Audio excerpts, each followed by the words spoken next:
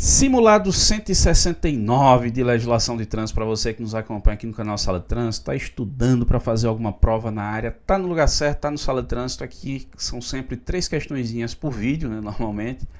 E vamos para mais 3 questões, ó, mais de 550 questões respondidas e comentadas naquele preço que você gosta aqui no canal, tá certo? Bora lá para a questão de número 555, que é a seguinte, ó. O veículo apreendido ou removido a qualquer título e não reclamado por seu proprietário será avaliado e levado a leilão, a ser realizado preferencialmente por meio eletrônico. A pergunta, isso aí está correto, viu? Se o veículo tiver sido removido, imagina lá, você estava com o veículo, ele não estava devidamente licenciado e de repente o seu veículo foi autuado e removido para o pátio. Só que você não foi lá buscar o veículo. Ah, deixa ele lá. Quando eu juntar dinheiro aqui eu vou. Só que tem um prazo para isso aí, cara. Você não pode deixar ele lá indeterminadamente e buscar no dia que você quiser. Primeiro que vão sendo contabilizados ali o débito daquilo, né? Ou seja, despesa com remoção e principalmente com estadia. No caso da estadia, inclusive, passou a ter uma limitação de prazo de cobrança. Porque às vezes um veículo ficava lá para ir para leilão, às vezes passava lá 1 ano e meio, 2, até realmente ele ir para leilão. Porque é preciso apurar o débito total. Às vezes tem processo administrativo de multa de trânsito que está lá tramitando. E aí o que acontece? O valor às vezes se tornava algo absurdo, impagável. O cara de fato perdia o veículo, às vezes o valor quase que integral, ou o integral dele ali, né? Então hoje o órgão de trânsito responsável, né, pela remoção, ele só pode cobrar no máximo 180 dias de estadia, exatamente para agilizar trâmites ali administrativos. O problema é quando a infração é de outro órgão, né? É a bronca. Então a pergunta aqui é a seguinte, ó. Qual o prazo legal contado da data de recolhimento para que isso seja realizado, ou seja, o leilão, né? Originalmente, se você respondeu aí 90 dias, você errou, tá certo? A resposta correta é a letra C. Isso está lá no artigo 328 do CTB. É a nossa referência legal. Por que eu disse originalmente? Falei 90 dias. Veja, originalmente, na legislação de trânsito, era 90 dias. Só que reduziu para 60. Porque essa lei aqui, ó, 13.160, que é lá de 2015, ela alterou esse artigo 328 do CTB para reduzir esse prazo. Mas assim, não é tão comum que a pessoa consiga, que o órgão de trânsito consiga levar a leilão um veículo dentro desse prazo, né? Normalmente acaba demorando um pouco mais por essas razões que eu mencionei. Mas enfim, objetivamente a resposta correta é a letra C, beleza? Bora lá para mais uma questão. Questão número 556, que é a seguinte, olha. Sempre que for necessária a imobilização temporária de um veículo no leito viário em situação de emergência, deverá ser providenciada a imediata sinalização de advertência, providenciando a colocação do triângulo de sinalização ou equipamento similar. Isso é importante, viu?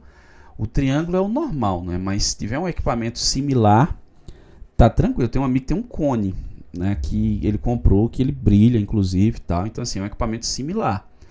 Há uma distância mínima, ó, distância mínima, principalmente esse mínimo aqui, viu? Atento para ele.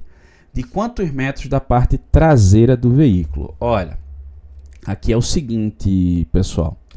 Faço primeiro uma observação, né? Nós temos aqui uma recomendação, né, prevista às vezes prevista na direção defensiva, nos ensinamentos da direção defensiva, nós temos uma previsão legal.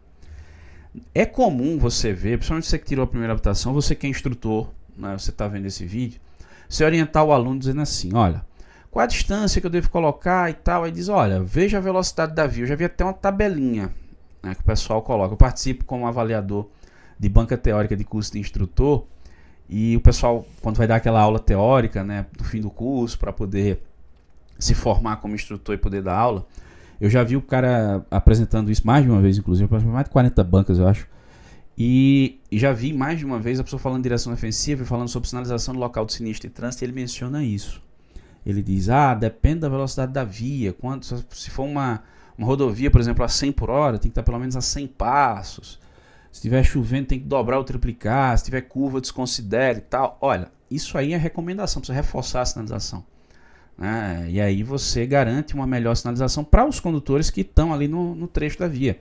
Para mim, por exemplo, que estou passando ali no trecho, vou ver que tem uma condição de anormalidade naquele local ali, tá certo? Então, é recomendável que você reforce a sinalização. Inclusive tem até infração, viu? Lá nos artigos 225 e 226, para quem deixa de sinalizar a via e também para quem sinaliza com outras coisas, como por exemplo galho de árvore e não tira.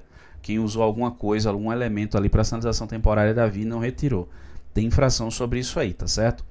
Mas assim, nós temos uma resolução sobre o tema, uma das resoluções mais antigas e em vigor até hoje, que é a resolução número 36.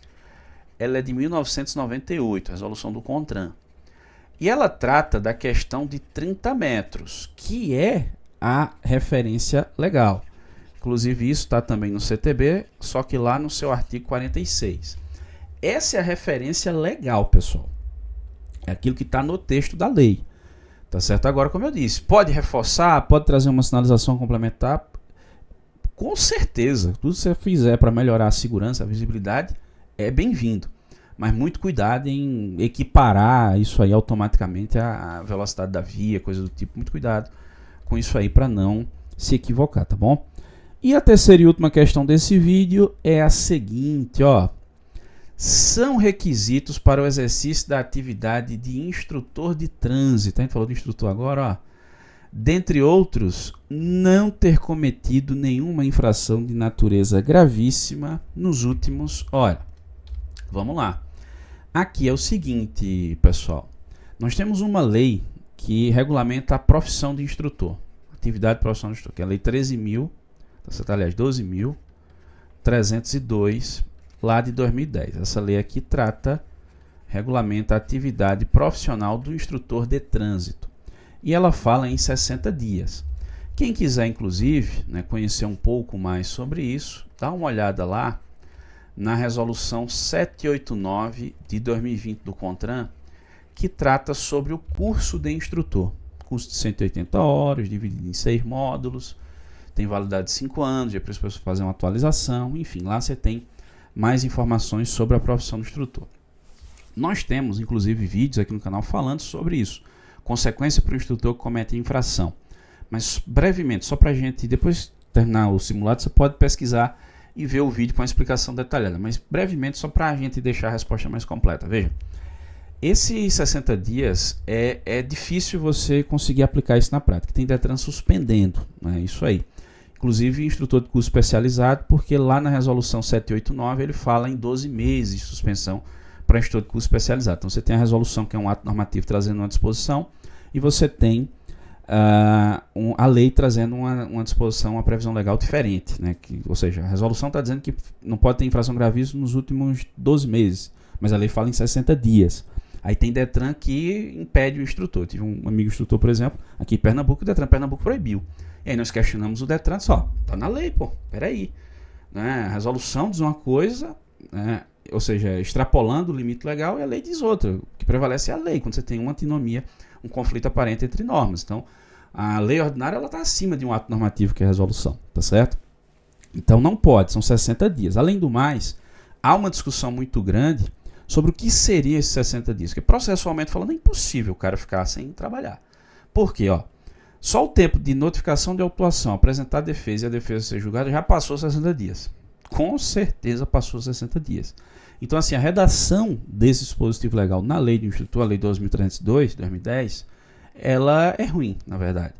O ideal seria, ó, 60 dias a partir do momento da aplicação da penalidade, sem possibilidade de recurso, que é a interpretação mais ajustada, né, levando em consideração a sua aplicação prática. Então, o instrutor cometeu uma infração gravíssima e houve a aplicação de uma penalidade, beleza, tá certo? Então, nesse caso aí, a partir daquele momento em que a penalidade foi aplicada, não tem mais possibilidade de recurso no âmbito administrativo, ele ficaria 60 dias sem trabalhar. Parece ser a interpretação mais ajustada, mas repito, isso não está claro no texto da lei. Mas, objetivamente, respondendo essa pergunta que não está no Código de Trânsito Brasileiro, a referência legal, mas é uma lei que versa, de certa forma, sobre trânsito, porque trata da atividade profissional do instrutor, ele não pode ter cometido infração de natureza gravíssima nos últimos 60 dias.